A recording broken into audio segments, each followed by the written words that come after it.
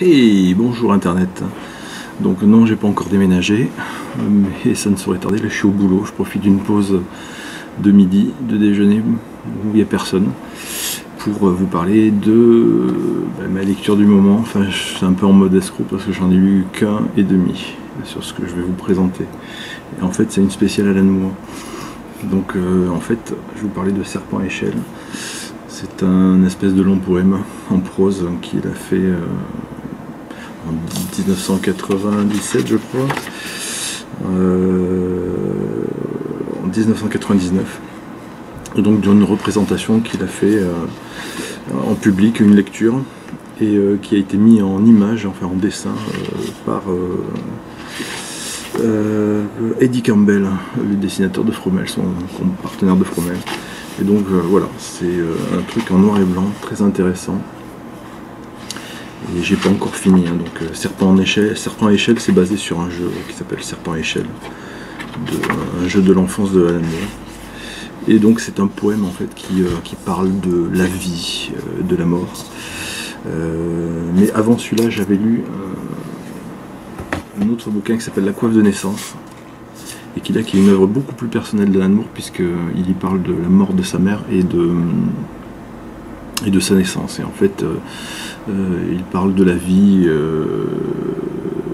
de la mort, ça paraît ballot comme ça, mais en partant du symbole de la coiffe de naissance, qui est en fait une espèce de pellicule qui recouvre la tête de certains bébés à la naissance, et qu'on appelle la coiffe de naissance, qui est censée les protéger de la noyade.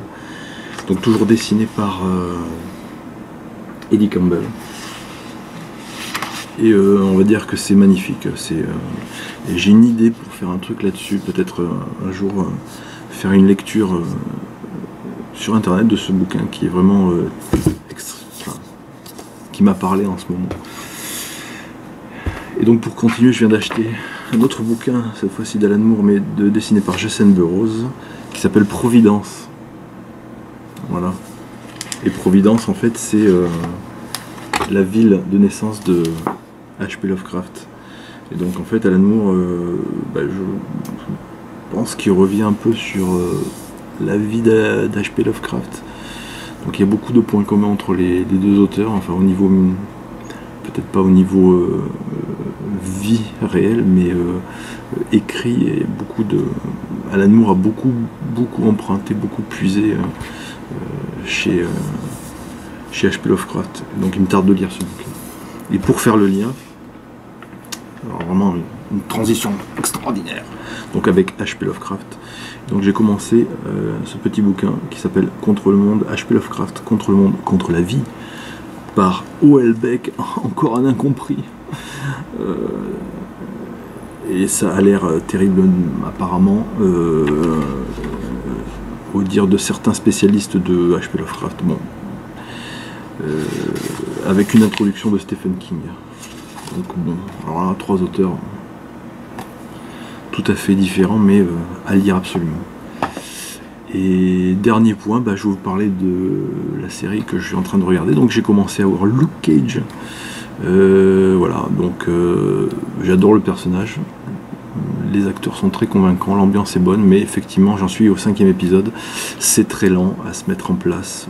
Alors, il y a le côté polar et tout ça, mais autant je l'avais pas senti sur Daredevil, je l'avais un peu senti sur Jessica Jones.